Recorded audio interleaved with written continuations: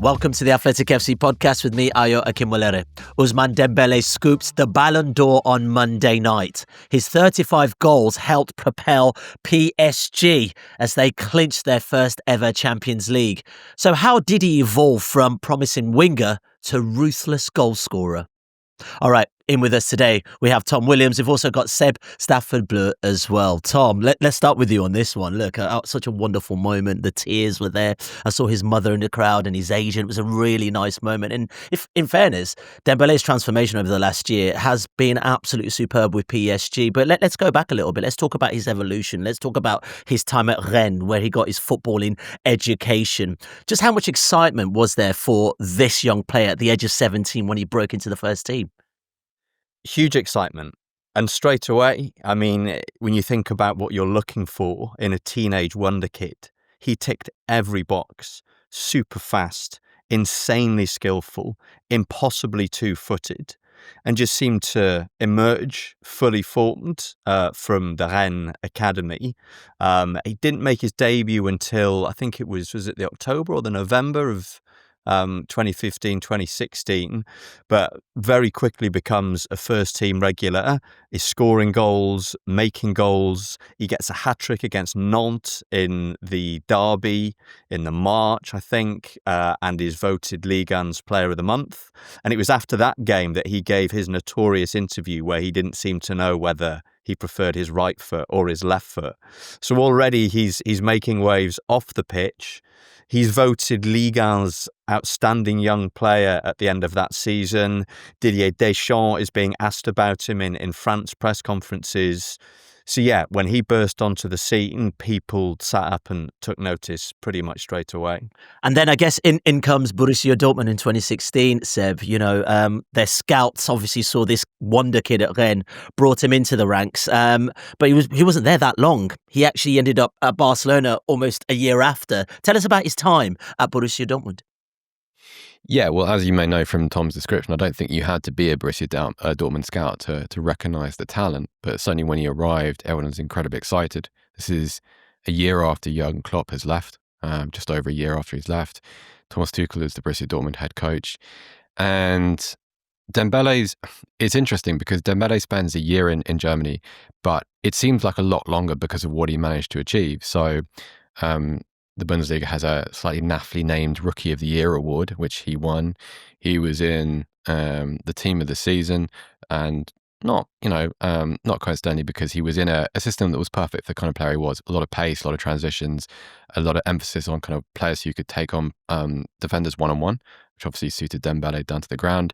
Made the team of the season. Also, 12 assists in his first Bundesliga season, one and only Bundesliga season. More than Frank Ribéry, more than Arjen Robben, tied with Thomas Müller. I think the only player who exceeded that total was Emil Forsberg. Please, internet, don't shout at me if I've got that wrong, but that was Forsberg's great season at RB Leipzig. And then it got a bit tricky because, and this is really, unfortunately, this is really Dembele's legacy in Germany. At the end of the first season, he became aware of Barcelona's interest in him, and what's the right way to describe this? Kind of checked out to the point where when he came back, he refused to report for training at the beginning of his second season, right at the beginning of August. And Dortmund kind of played hardball with Barcelona. Aki was determined to get an enormous fee from him. They said, look, we're aware of Barcelona's interest. If they want him, this is the fee. If you're not willing to pay that, he stays. And ultimately, everyone remembers that sort of that obviously Barcelona went up to 130 million euros, I think, was the kind of the full cost of that. But if you speak to people from Borussia Dortmund now, even now, 8 years later, that's still the legacy, unfortunately. Didn't behave brilliantly at the end of his time. He was very much a young kid who had the kind of the footballing world at his feet. And I think if any of us were in that position, I think we could understandably, you could be forgiven for getting a little bit overexcited and not behaving as a fully formed adult would. But yeah, there's still some raw nerves at Borussia Dortmund as in response to how that ended, unfortunately, which is such a shame because the season itself, I watched it back last night, actually, the highlights of it. Some of his moments are absolutely fantastic. It stands the test of time. Yeah, I got to say though, and we'll talk about his move to Barcelona in just a second, but could he spend another season at least just getting those football smarts before he goes to the big juggernaut that is Barcelona, for instance? Well, it's really interesting, and it's a very good point, because actually you could apply that thinking to quite a few players who've come out of Borussia Dortmund, couldn't you, really? I would say the same thing about Jadon Sancho. I think he made a terrible mistake in leaving when he did, because the player was still forming. I think the person, in retrospect, still had a little bit of maturing to do at the time when he was a bit younger. And yes, I would say, given what we know about what happened at Barcelona and whether he was truly ready for an environment and a stage that was that bright, I think probably, because the value of Dortmund as a development club is, on the one hand, a powerful side in Germany. You know, most match days you are superior on a technical basis to whoever you're playing, unless you're playing Bayern Munich. At the same time, playing football in Dortmund as a town is not like playing in London or Barcelona or Paris. It doesn't come with the same scrutiny. And so you have almost a kind of a soft landing in the elite tier, which is definitely to the betterment of players who stay for a little bit longer. Well, let's hear more about Dembele's time at Barcelona. Here is our Barcelona correspondent, Paul Bellus. I think Ousmane Dembele landed in Barcelona at the wrong time. He was a very young player. He was 20 when he joined, coming for huge money and having the pressure to become Neymar's successor. The fact that he was young and unexperienced in a club such as Barcelona possibly didn't help him into having the right and most professional attitude. He got several warnings at the club for turning up late at training sessions and medical appointments, and also suffered multiple injuries, with Barca blaming his diet habits. Then there was defeat in a tough dressing room with a lot of big personalities. It ended up being a difficult period for him. Dembele was seen as a bit of an introvert, to an extent illustrated by the anecdote that he got married without several of his teammates not even knowing that he was engaged. Dembele got better with time, and every manager that he had at Barca saw him as an incredible talent. Xavi put a lot of faith in him, branded Dembele as the best winger in the world, but his situation at the club, with a turbulent relationship with the board because of his contract situation, ended up making him believe that taking PSG offer would be good for his future. Yeah, that was Paul Bellus in his best BBC newsreader kind of mode, talking about Dembele at Barcelona. I love it when Paul does his voice notes. But Tom, let's talk about it. Look, he comes to PSG, and we hear about, I guess, the ill discipline. Maybe that's probably the best word to use at Barcelona. We heard about that the back end of his Dortmund career as well. What was the reaction when PSG came for Dembele? Because, you know, he's a local lad as well. Like, he's not Parisian, but he's a French lad.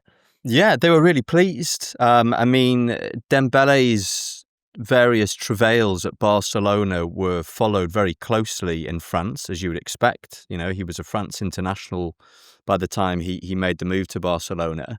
And there had been issues with Dembele at times. Prior to making his breakthrough at Rennes, he'd, threatened to leave. Obviously, as Seb said before, the manner that he left Dortmund left a bitter taste. But there had never been any suggestion that he was anything other than very professional and very dedicated. And all that you heard at Barcelona over the first kind of 2-3 seasons was, this guy just can't be relied upon. He's always late. He doesn't turn up for things when he should do. His lifestyle is not suited to the top level. This was all completely new to French ears. And then you had the injuries. He'd never been injured prior to leaving Dortmund. He was never injured at Rennes, and he was never injured at Dortmund. And within weeks of arriving at Barcelona, he gets this really serious hamstring tear, and that just sets the tone for what was to follow over his first 3 years in Barcelona. And it was only over a period of years that he realised that he needed to change his approach. And when you speak to people who know him, who work with him, what they say is that the issue that Dembele had at Barcelona was that he needed high intensity training. He has the physique of a sprinter. He is an exceptionally quick footballer. And Barcelona at the time, and just more traditionally speaking, have always been focused on possession football. And as a consequence, their training sessions weren't particularly high intensity. And so it took a complete rethink of Dembele's approach to, his own kind of physical training and injury prevention and his diet and everything else. And he put all that in place. So by the time Dembele left Barcelona, he was the fully professional, properly surrounded elite athlete that, in fairness, he hadn't been when he arrived. So when he signed for PSG, I think there was just a lot of excitement because they weren't signing, the injury-prone, undisciplined, problematic youngster of his early Barcelona years. They were signing the guy who, in his last couple of seasons at Barcelona was a regular starter, wasn't getting injured all the time, seemed to be respected within the changing room, had won major trophies, and they got him for a knockdown price as well, kind of 50 million euros, I think. And at the same time, he arrives right at the moment when PSG are revising their entire approach. No more Messi, no more Neymar. He spends one season with Mbappe and then Mbappe leaves. And so Dembele was the kind of perfect figurehead because he was a superstar who wasn't a superstar. He was a superstar in terms of his footballing ability and the fact he'd come from a club like Barcelona, but he wasn't a superstar footballer in terms of his ego. And plus, a homegrown guy who grew up just up the road in Évreux in Normandy, who used to go to the Parc des Princes as a kid, who was already friends with lots of players in the France squad, had already won the World Cup with France in 2018. So it felt like the right move at the right time. We wondered whether the Barcelona move perhaps came out a little bit too soon. When he arrived at PSG, he corresponded with all the kinds of changes they were trying to bring in at the club. And he was the kind of perfect figurehead in a way. I mean, obviously that first season he has to share the limelight with Mbappe, who wasn't always particularly inclined to share the limelight with other players, let's face it. But, he represented this new kind of hardworking, slightly more humble idea of PSG. And, we saw that kind of phase of PSG's evolution come to fruition last season, of course. Yeah, I mean, this is it. Under Enrique, Seb, he looks to have really blossomed, hence the Ballon d'Or win. But I wonder if it is that juego de posición style, the positional style that Enrique plays, which allows, I guess, a bit more freedom and mobility for players to flourish. That's really worked for a player like that, giving him strict guidelines as to how he wants him. Because obviously, we've known him as a winger. Here he is as this lethal centre forward where the pace can be used, the discipline can be used, but also he can drift a little bit as well. Yeah, the tactical aspect of that, I'm not smart enough to answer, but I did read Tom's article, which I'm going to cheat off to answer this question. And I wonder whether, Tom, earmuffs, please. I think within it, you write about how much better his one-touch finishing is, how he's able to kind of purge some of the flourishes and frills from his game. There's a line there where Tom talks about how in sort of subtle ways, Dembele had always suggested that kind of dribbling and style is a little bit more important to him than end product. And so the tactical question, sure, whatever, that's probably one for John McKenzie or Michael Cox. What I would say, though, is I wonder how much of this is hierarchical. So you get this guy who, in a way, for all the reasons we've been discussing, is almost like a cautionary tale about how you deal with talent and how you use your own talent to progress through your career. And you put him in a dressing room which has just been rebooted to include so many young guys who are right at the beginning of their careers, who don't have a profile. And they're saying what has become, it's a strange thing to say about Dembele, but he's kind of a senior citizen of European football now at 28. He's in the dressing room, and there are so many times during that Champions League campaign, with the exception of Bayern Munich away, where he was, the red card was bizarre, a really, really strange moment. I remember being there that night and kind of castigating him in what I wrote post-game. But so much of the way he was played, with the discipline and the structure and the willingness to be part of a team, that feels really, really significant. And being given that role by a coach, that's something which tends to engender, in the right player, a real improvement, a real uptick in performance and output. Yeah, you're the real expert on this one, Tom. Enrique's influence on him, his style of play, and also giving him, I guess, what feels like a leadership-ish sort of position. Do you think that's what's really helped him flourish? Yeah, I think that's part of it. I mean, prior to the start of last season, he had a meeting with some of the PSG hierarchy and they said, look, you're going to be the main man now. You know, Kylian Mbappe has gone. We're not signing a replacement centre forward. We think you can be the attacking player who, you know, makes a difference in this team. He then found out that Luis Enrique had actually picked Vitinha to take penalties rather than him, which I think he was a little bit unhappy about. That undoubtedly helped. But I mean, I think an awful lot of this is to do with his positioning, because he went from being a winger to basically being a centre forward. He was just spending more time closer to goal. Now, the way he interprets that role is really interesting because, you know, he was a false nine and not a number nine. You look at the goals he scored against Liverpool and Arsenal in the Champions League, almost identical in terms of their conception, dropping deep, you know, dropping so deep that no centre-back is ever going to follow him, helping his team break out of the press, turning, spreading the ball wide, getting into the box, finishing. But a lot of it was just the fact that he was the guy who the chances were being made for. And one of the criticisms about Dembele over the course of his career, and this would leap out at you when you watched him, was that he just seemed determined to break the net with every shot. You know, he picks the ball up wide, he beats a couple of players and they go, oh, this is going to be a heck of a goal. And it's why is he hitting it so hard all the time? The number of shots just used to fly over the crossbar. It was like, why can he not just shoot with a bit more calmness? And he worked on his shooting. He's got a personal video analyst, you know, so they broke down chances he'd had, you know, that were going astray, and he realised that he needed to be a little bit calmer in front of goal. But he said himself, when I was playing on the wing, I'd get the ball wide, and to get into a shooting position, I'd have to beat 2 or 3 players. And by the time I'm taking aim at goal, you know, I was tired. I wasn't as lucid as I would have liked to be. And sometimes I was just hitting the ball, you know, going for power because I didn't have enough kind of lucidity.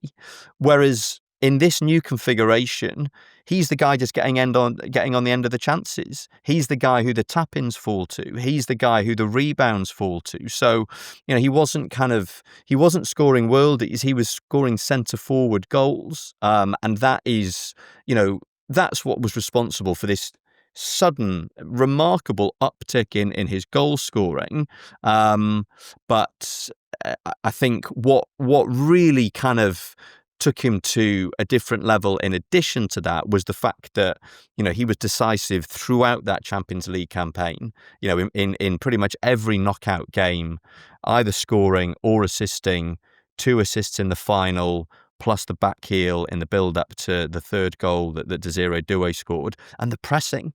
I mean, that image of him from the final, you know, loitering on the edge of the inter-penalty area, eyes fixed on Jan Sommer, waiting for the ball to move. And that, I think, more than almost anything last season, more than any of the victories, more than any of the goals, that image kind of summed up the kind of hunger in that PSG team. All right, let's move on because we'll discuss next, and it's quite a contentious one, if Dembele deserved to be crowned best player in the world. So in the top 5 in the Ballon d'Or rankings was Dembele, Lamine Yamal, Vitinha, Mohamed Salah, and also Rafinha as well. Let's hear again from Paul Balouse and our Liverpool correspondent James Pearce on why Yamal and Salah should have maybe won the award. Well, I think it's crazy when you think back over what Mohamed Salah has achieved in his career that this year's 4th spot in the Ballon d'Or is actually the highest he's ever finished. I think he's been harshly overlooked previously. You think back to 2019 and 2022 when he had to settle for 5th spot. And I think he's been harshly overlooked again this time around. For me, he would have been a worthy winner. I mean, the numbers speak for themselves. Yes, Dembele had a fantastic year with PSG, but you can't get away from the fact that the French league is considerably weaker than the Premier League. And Salah rewrote the record books. You know, he won the Premier League Golden Boot. He won the Playmaker Award as well. 29 league goals, 18 assists. He shattered the record for most goal involvements in a 38-game Premier League season. He even equalled the record of 47 goal involvements set by Shearer and Cole over a 42-match campaign as well. I think Lamine Yamal is among the very small group of players that can be considered not the second, but the best player in the world. I don't think that Dembele's win can be branded as an unfair one and represents a recognition to what was the best team in the world last season. But Lamine Yamal, for me, has an even more complete and rounded package than Dembele as a footballer. The capacity to influence massive games at such a young age, and especially the faultless decision-making Yamal has when the ball is at his feet, make him a talent like no other. But if there's something that we learned from the latest Ballon d'Or is that nowadays no player can be considered the best in business if he's not accompanied by some sort of collective success. Yamal had it, of course, after an outstanding season at Barcelona, but PSG's campaign gave Dembele an even bigger case to defend, and in my opinion, this will be a tendency that will be replicated in following years. The good thing for Yamal and Barcelona is that the quality is very much there. Yamal's level is to be the world's number one football player. Now he has to place himself at the service of the team and aim to all major trophies to make sure his candidacy next season cannot be beaten. The Champions League and the World Cup are waiting for Lamine Yamal. Yeah, cheers for that. That was James and also Paul talking about why either Lamine Yamal or Mo Salah weren't top for the Ballon d'Or. And this got me thinking, really. Particularly for Salah, a bit of a head scratcher because he has had some outstanding seasons at Liverpool, also a Champions League winner with Liverpool as well, gentlemen. But even last season, 47 goal involvements as Liverpool won the Premier League, and no one was expecting Liverpool to win the Premier League. But then is the bigger conversation, gents, about the Champions League? Is that the crowning glory? If you have, and your team has that wonderful season for most of the winners anyway, that the Champions League is really the one that clinches a potential for a Ballon d'Or winner? Yeah, well, that's the convention, right? Like the Ballon d'Or has become like a bonus prize for winning the Champions League. And like I accept many of the points made by Paul and by James. I also think with Salah, there should be some recognition for him having done that at that particular stage of his career during what was actually a transitional season for Liverpool. I think most of us expected that there would be a lull following Jurgen Klopp's departure, and this would be kind of Arne Slot finding his feet. And without Salah performing as he has done, they don't win the they don't win the Premier League.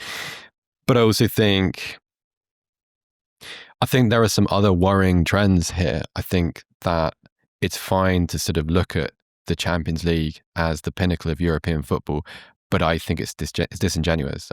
I think winning the Premier League is a more significant achievement.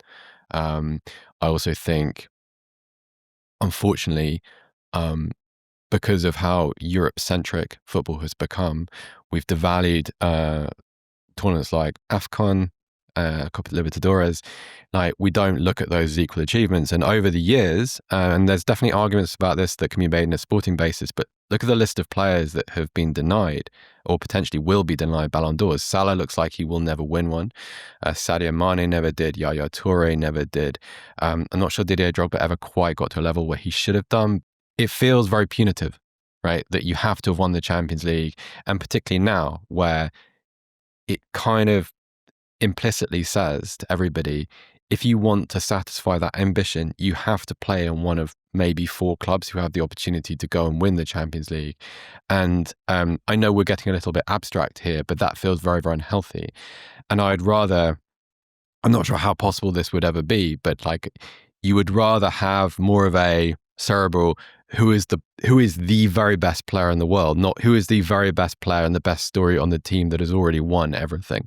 That's kind of, I think that's in keeping with trends in fandom. I think increasingly younger people are drawn to individual players rather than to teams. That's another podcast, of course it is, but it's something which I suppose the TLDR version of this is absolutely fine, given the way the award has been awarded in previous years. It absolutely should have been Ousmane Dembele, but there's an asterisk about what the award is as a whole. Yeah, and we're going to go into that in just a second. But Tom, not to devalue what Dembele did, because he was a worthy winner, fantastic season. But is there a conversation as to how this comes about and who gets voted to be the number one? I mean, as Seb says, this is how it's always worked. You know, the Ballon d'Or invariably has gone to the standout player in the standout team, you know, the guy who's won the most or the guy who's won the most significant trophies. You know, was Michael Owen the best player in the whole world in 2001? No. I'm sure even he would admit that. Was Fabio Cannavaro the best player in the entire world in 2006? I mean, again, arguably not. Zinedine Zidane won the Ballon d'Or in 1998 on the back of scoring 2 goals in the World Cup final. You can rewatch every single France game in that tournament. He didn't really do a huge amount beyond that. He was suspended for say, one, right? right? I know, it didn't help that he was suspended for a chunk of matches. You know, you can go back in Ballon d'Or history and you can pick all of them apart. I think we've been spoilt in recent years because the Ballon d'Or served as the kind of, you know, latest chapter in the Messi-Ronaldo rivalry. And we knew that those 2 players were head and shoulders the best 2 players in the world. And so who won the Ballon d'Or seemed to be the only way of kind of reaching any sort of consensus on which of them was kind of slightly above the other one, you know, over the course of the previous 12 months. And so I think because of that, we've got used to this idea that the Ballon d'Or exists to make, you know, to decide who is the best player in the world. And that's how we've tended to think about it historically. But if you look back over the years, it has always been a trophy that has gone to the outstanding player on the outstanding team. So I don't see anything massively controversial about Dembele winning it. You know, is he a better footballer than Lamine Yamal? I think, you know, probably not. You know, I think Lamine Yamal is a generational talent. I'm not sure you could quite put Dembele at that same level. You know, Mo Salah had a remarkable season. Harry Kane had an incredible season at Bayern Munich. But the Ballon d'Or history tells us that unless you've won the biggest trophy, be that the Champions League, be that the World Cup, be that the European Championship, and I'd echo what Seb said about, you know, tournaments like the AFCON and the Copa America, you know, being overlooked. But if you win one of those tournaments and you are the go-to guy in that team, then you generally win the Ballon d'Or. I think what's really interesting is also, like, if you add in the attacking bias here as well, because before the Ballon d'Or was announced, I was thinking about who the potential rivals to Dembele would have been. And one of them to me is Achraf Hakimi. He's already come up just because he's so integral to the way PSG played last season, because what's interesting about him is that if you were to kind of create a ranking of players by position across the world, you could have your arguments about where Dembele places and Lamine Yamal. With Hakimi is the best right back in the world. I'm not even sure who number 2 is. Right? I'm not sure who you would place, like, even anywhere near him. And yet he doesn't really have a serious candidacy because, and that's the ellipsis, right? That's the kind of, well, why not? Because if we're talking about, he satisfies the criteria. He is integral part of Ligue 1, Champions League winning side. He is, you know, arguably the best player in his position in world football. And yet it's kind of that's kind of a quirky contrarian pick, which seems absurd, but is still the convention that we've arrived at. What about Harry Kane then, Seb? If I throw that in for you, he's been prolific, as Tom said. Do you think he should have been with a higher shout to win the Ballon d'Or? No, I don't think so. I think Kane plays where he should have done based on what he achieved last season. He scored a lot of goals. I don't think he played his very, very best football. I think he's playing his very best football now, but we're outside the period which we were voting upon. I think if we're going to talk about Bayern Munich, the player that got shortchanged was Michael Olise. I don't want to become one of these people who quibbles with rankings in the Ballon d'Or, because that feels like a trick, right? It feels like I'm being rage baited. But come on, 30th for Michael Olise is just disrespectful. That's a kind of, I said on Twitter, I don't want to be the "you've never watched him" clearly guy, but you've never watched him. If you think he's 30th on that list, nonsense, absolute nonsense. He has had a great season. Honestly, superb. It is a kind of, you put him in one of those dynastic Bayern Munich teams, and he's right at the top of that list somewhere. Not necessarily at the very top, but he's in the top 10 at the very least. Well, super quickly, I'll just picking up on your point on defenders. Only 3 defenders have ever won the Ballon d'Or. That's Franz Beckenbauer, Matthias Sammer, and Fabio Cannavaro in the history of the award. So that attacking skew, there's a real point. And there, only Seb. one goalkeeper, I think. I think I'm right in saying that Lev Yashin is the only. I think Lev Yashin is the only goalkeeper to have won it, unless I'm talking complete nonsense. There was a serious point to make though, because I remember I was thinking this morning before we started recording about the journey of that. Of Jurgen Klopp's Liverpool to winning the Champions League, with Salah Mane, Firmino, etc., etc., etc. Now, they don't get to the top of that mountain without signing Virgil van Dijk and Alisson. Those are the two most important, those are the difference makers between losing to Real Madrid 1 year and then beating Tottenham the second year and surviving all that came through. You do not win the competition without outstanding players in those positions. And that's true of PSG. Without Gigi Donnarumma's performance, I don't necessarily think he's the very best goalkeeper in the world, but there was, through the last few rounds of the Champions League, alongside Jan Sommer, who played equally as well, by the way. Brilliant. He was fantastic, Jan Sommer. He was in the form of his career. And if you think about some of the games he played against Bayern Munich for Borussia Mönchengladbach, that's really saying something. But so we just don't consider that in the same way, which to me, it troubles me because it feels wrong and it feels like a kind of an intentional misunderstanding of what constitutes a great football team. And on the one hand, we're rewarding players for group achievements, and yet we're kind of we're filtering out the important aspects of that achievement to make way for an attacking player, which I'm going to die on this hill. I can see you looking at me. I'm fine with it. I'm fine. I'm old. I'm grumpy. I'm going to moan about this, and it's going to get worse as I get older. Look. Let me tell you, there is an argument on whether or not the award needs to go to an individual, because genuinely, and we see it after every match, and players are drilled to say this. How did you score that goal? Well, it's a team effort, isn't it? And actually, Let's be honest, there are 11 players on that team that contribute to some of the greatest successes, especially when it comes to the Champions League. So, good point. Right. Great discussion as always, gents. Seb, Tom, appreciate your time. And also thank you guys for watching. Don't forget to leave us a comment if you haven't already. And please subscribe to the channel as well. See you soon.